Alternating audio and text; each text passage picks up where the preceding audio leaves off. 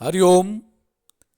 नमस्कार मित्रों, प्रणाम। जय श्री राम, जय बद्री केदार, जय हनुमान। मित्रों, एक बार पुनः आपका स्वागत कर रहा हूं अपने इस ज्योतिष कार्यक्रम में, जहां पर कि मैं आपको ज्योतिष से संबंधित, अध्यात्म से संबंधित छोटी छोटी और महत्वपूर्ण जानकारियां उपलब्ध कराता हूं। ऐसे ही आज जो चर्चा करूंगा वो भी जन्म कुंडली की छोटी छोटी जानकारियां हैं, महत्वपूर्ण योग हैं, जिनको मैं आपको इस समक्ष प्रस्तुत करूंगा। तो वीडियो प्रारंभ करूं इससे पहले आपसे पुनः आग्रह है, यदि आपने अभी तक चैनल को सब्सक्राइब नहीं किया है तो कृपया करके चैनल को सब्सक्राइब जरूर करें, वीडियो को अंत तक देखें और यदि आपको ठीक लगती है, समझ में आती है तो वीडियो को शेयर भी करें, अन्य लोगों तक भी पहुंचाएं। और साथ साथ में मित्रों, लाइक भी करना है, कमेंट भी अवश्य करना है। तो मित्रों, जन्म कुंडली में अनेक प्रकार के योग मैंने आपको कहा है, क्योंकि ज्योतिष जो शास्त्र है वह अनंत है और अनेक विद्वानों ने, अलग अलग विद्वानों ने अलग अलग उनके मत हैं। कुछ अनुभव व्यक्ति के होते हैं, अनुभवों के द्वारा भी ज्योतिष का फलादेश किया जाता है, ग्रहों के अनुरूप भी किया जाता है। मित्रों, कभी कभी शुभ ग्रह भी अशुभ फल देते हैं और अशुभ ग्रह भी शुभ फल दे देते हैं। तो ये कैसे होता है, क्या होता है, उसी के बारे में थोड़ा आज आपके साथ विमर्श करूंगा। तो मित्रों, सबसे पहले एक सुंदर योग होता है कुंडली में, जो त्रिकोण होता है। अब त्रिकोण कौन सा भाव होते हैं? त्रिकोण भाव कौन किसको कहते हैं? पंचम भाव और नवम भाव। नौवां भाव और पंचम भाव, इसको कहते हैं त्रिकोण। तो इन त्रिकोण भावों के स्वामी जहां भी बैठे होंगे, जिस क्षेत्र में भी बैठे होंगे, जिस भाव में भी बैठे होंगे, हमेशा शुभ फल देते हैं। पंचम भाव का स्वामी और नवम भाव का स्वामी जहां भी बैठा हो वहां शुभ फल देते हैं, उस भाव की वृद्धि करते हैं। यदि पंचम भाव का स्वामी आपका लग्न में बैठा हुआ है तो ऐसा व्यक्ति आत्मसम्मान से परिपूर्ण होता है, स्वाभिमानी ऐसा व्यक्ति होता है और अपने बारे में चिंतन करके, सोच विचार करके करने वाला होता है। उसका भाग्य अच्छा होता है। तो त्रिकोण का कहने का मतलब यह है कि त्रिकोण के स्वामी, पंचम नवम भाव के स्वामी जिस भी भाव में बैठे होंगे, उस भाव के लिए अच्छा फल देने का काम करते हैं। दूसरा है मित्रों, केंद्र के स्वामी। केंद्र के बारे में मैंने पिछली वीडियो में भी आपको बताया था। केंद्र का भाव होते केंद्र कहते हैं पहले भाव को, चौथे भाव को, सातवें भाव को और 10वें भाव को। 1, 4, 7, 10। तो इन केंद्र के स्वामी यदि शुभ ग्रह हो तो, केंद्र का स्वामी यदि शुभ ग्रह हो, यदि पहले भाव का स्वामी, चौथे भाव का स्वामी और 7वें भाव का स्वामी, 10वें भाव का स्वामी शुभ ग्रह हो। शुभ ग्रह कहते हैं चंद्रमा के लिए, बुध के लिए, बृहस्पति के लिए और शुक्र के लिए। यदि इन 4 भावों के स्वामी यदि शुभ ग्रह हैं तो मित्रों, ये जहां भी बैठे होंगे तो शुभ फल वहां नहीं देते हैं। जिस भाव में भी ये दोनों ये बैठ जाएं ये चारों, तो वहां अशुभ करते हैं, शुभ नहीं करते हैं। और यदि इसका ठीक उल्टा क्या है कि यदि इन चार भावों के स्वामी लगन के स्वामी 1, 4, 7, 10 इन केंद्र भावों के स्वामी कोई अशुभ ग्रह है। अशुभ ग्रह कौन कौन से हो गए? सूर्य हो गया, मंगल हो गया, शनि हो गया, राहु हो गया। तो इन चार भावों के स्वामी कोई अशुभ ग्रह है तो ये शुभ हो जाते हैं और शुभ फल देने लग जाते हैं, तब चाहे वो किसी भी भाव में बैठे हों। तो ये शुभ ग्रह अशुभ फल और अशुभ ग्रह शुभ फल देते हैं, जो केंद्र का स्वामी जो ग्रह होता है। इसके अलावा मित्रों, तीसरे भाव का स्वामी, छठवें भाव का स्वामी और 11वें भाव का स्वामी, ठीक है, 3, 6 और 11 इन भावों के जो स्वामी पाप ग्रह हो तो वृद्धि करता है। और पाप ग्रह वही है कौन?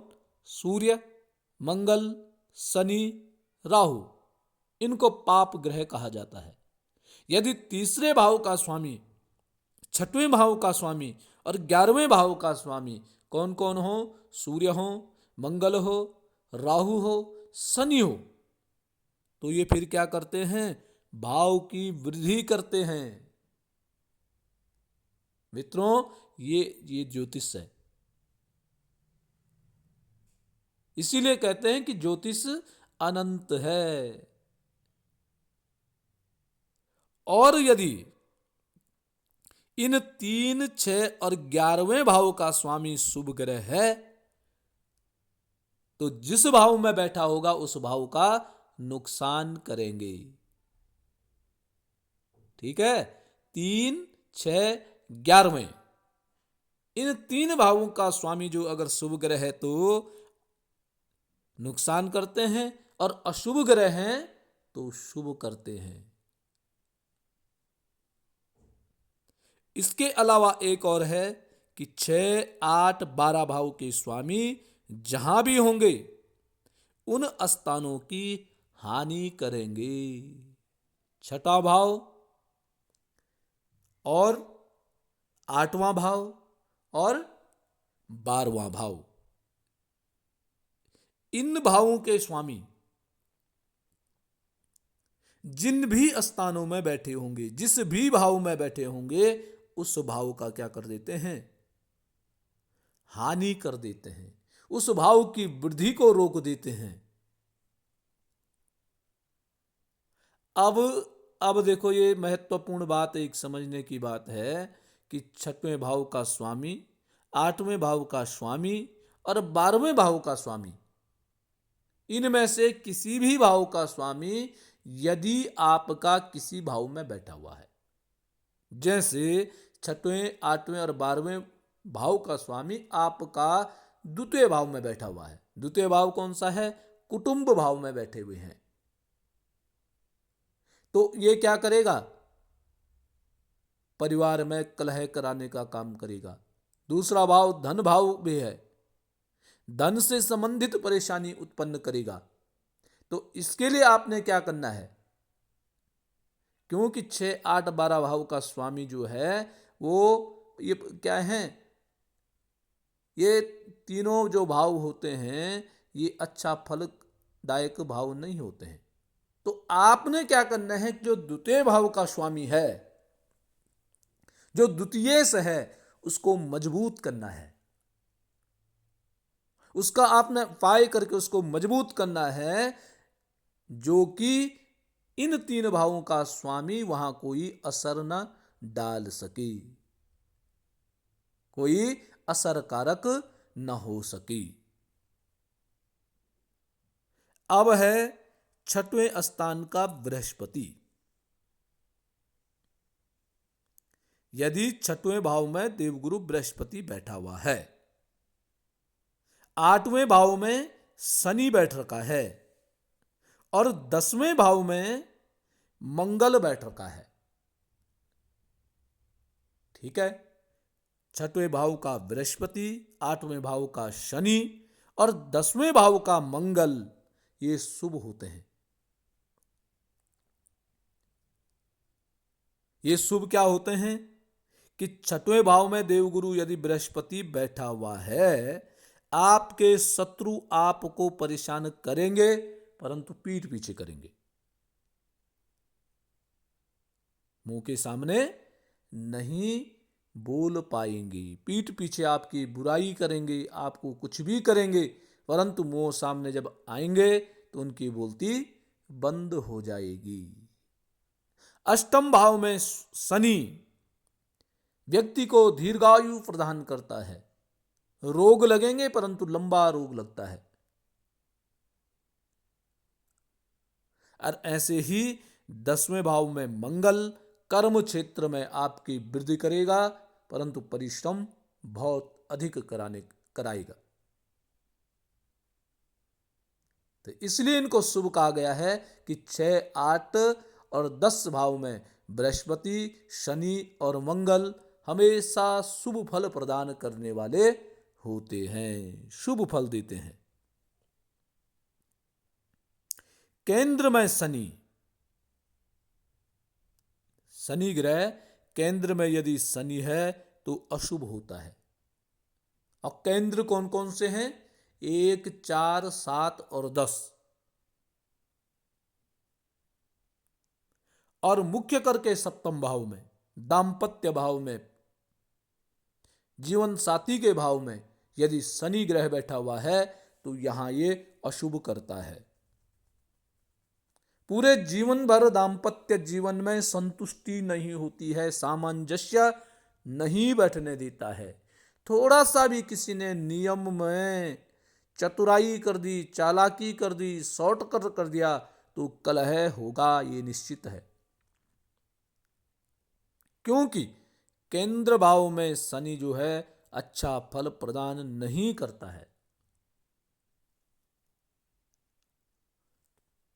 इसके अलावा मित्रों, दूसरे भाव, 5वें भाव और 7वें भाव में केवल अकेला बृहस्पति ग्रह बैठा हुआ है तो वह भी हानिकारक होता है। ठीक है, बृहस्पति दूसरे भाव में, 5वें भाव में, 7वें भाव में अकेला बृहस्पति यहां नुकसान करता है। भाव संबंधित अहंकार पैदा बृहस्पति करता है। बृहस्पति शुभ ग्रह है परंतु शुभ ग्रह जब बिगड़ जाते हैं, गलत स्थान पे चले जाते हैं तो गलत चीजों की वृद्धि करते हैं। तो 2, 5, 7 इन भाव में बृहस्पति क्या करता है? अहंकार पैदा कर देता है। दूसरे भाव में हो तो धन का अहंकार, 5वें भाव हो तो अपनी बुद्धि का अहंकार, अपने बच्चों के लेकर अहंकार पैदा करता है, और 7वें भाव में हो अपनी पत्नी को, अपने दाम्पत्य को अहंकार दिखाने का काम करता है। इसलिए मित्रों, जब जन्म कुंडली का मिलान करते हैं 7वें भाव का बृहस्पति को भी क्रूर ग्रह में लेते हैं, क्योंकि सप्तम भाव में बृहस्पति क्रूर बन जाता है।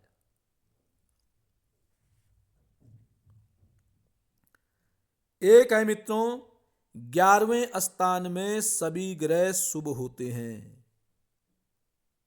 11वां जो भाव है लाभ का जो भाव है, इसको लाभ भाव कहते हैं। लाभ भाव में कोई भी ग्रह बैठा हो तो वह शुभ फल देता है। अब शुभ फल कब देगा? जब उसकी क्षमता होगी। क्षमता कब होगी? जब वो पूर्ण डिग्री में होगा। अस्त नहीं होना चाहिए, पाप ग्रहों से दृष्टि उस पर नहीं पड़नी चाहिए, तब जाकर के वह अच्छा फल प्रदान करेगा। और 11वें भाव का केतु, 11वें भाव में जिस व्यक्ति का केतु है तो केतु विशेष फलदायी यहां होता है। अनंत सुख प्रदान करने का काम केतु ग्रह 11वें भाव में बैठ करके करता है। अब एक सूत्र और है मित्रों कि जिस ग्रह पर शुभ ग्रहों की दृष्टि होती है तो वह फिर क्या करता है, शुभ फल देने लग जाता है। और यदि किसी शुभ ग्रह पर अशुभ ग्रह की दृष्टि पड़ गई है तो फिर वो भी अशुभ फल देने लग जाता है। जैसे कोई ग्रह नीच राशि का है, आपका चंद्रमा नीच का है, चौथे भाव में बैठा हुआ है, उस पर बृहस्पति ग्रह की दृष्टि पड़ रही है, तो वो क्या कर देता है, चंद्रमा को बलवान बना देता है, बल देता है, और चंद्रमा भी शुभ फल देने लग जाता है। इसी प्रकार अन्य ग्रह भी मित्रों ऐसे होते हैं जिन पर कि शुभ ग्रहों की जब दृष्टि पड़ जाती है तो अपने आप को बदल करके शुभ फल देने लग जाते हैं। और ऐसे ही यदि आपके शुभ ग्रह हैं, बलवान ग्रह हैं, उन पर पाप ग्रहों की, अशुभ ग्रहों की यदि दृष्टि पड़ गई, नजर पड़ गई, तो फिर वो अशुभ हो जाते हैं। इस प्रकार से जन्म कुंडली का फलादेश देखा जाता है।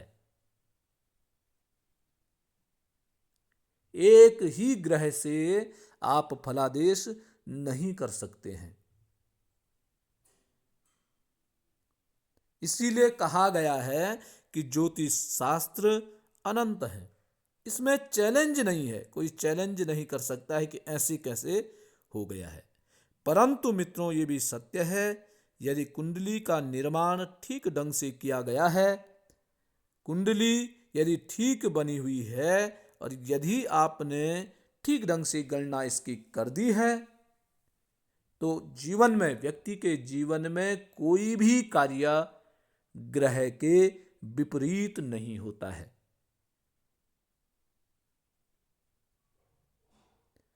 क्योंकि पूर्व जन्म के जिस प्रकार का भाग्य हमारा होगा उसी प्रकार उन्हीं ग्रह दशाओं में, उसी लग्न में व्यक्ति का जन्म होता है। उसी प्रकार के ग्रह इस जन्म में जातक को मिलते हैं और उन ग्रहों के कारण ही सुख दुख झेलने की क्षमता, भोगने की क्षमता जातक को इस जन्म में प्राप्त होता है। इसलिए जो भी ग्रह खराब है उसका उपाय करना चाहिए, उस ग्रह के अनुकूल हमें अपने आप को बनाना है, तब जाकर के ग्रहों को झेलने की क्षमता प्राप्त हो जाती है। इस प्रकार से मित्रों ग्रहों का विवेचन किया जाता है। तो मित्रों आज के लिए बस इतना ही। कल पुनः किसी नई जानकारी के साथ आपके सामने पुनः प्रस्तुत होऊंगा। तब तक के लिए नमस्कार, प्रणाम, जय श्री राम, जय बद्री केदार, जय हनुमान। और मित्रों अंत में पुनः आग्रह आपसे, चैनल को सब्सक्राइब जरूर करें, वीडियो को अंत तक देखें और यदि आपको ठीक लगती है तो अन्य लोगों तक जरूर भेजें, वीडियो को शेयर जरूर करें।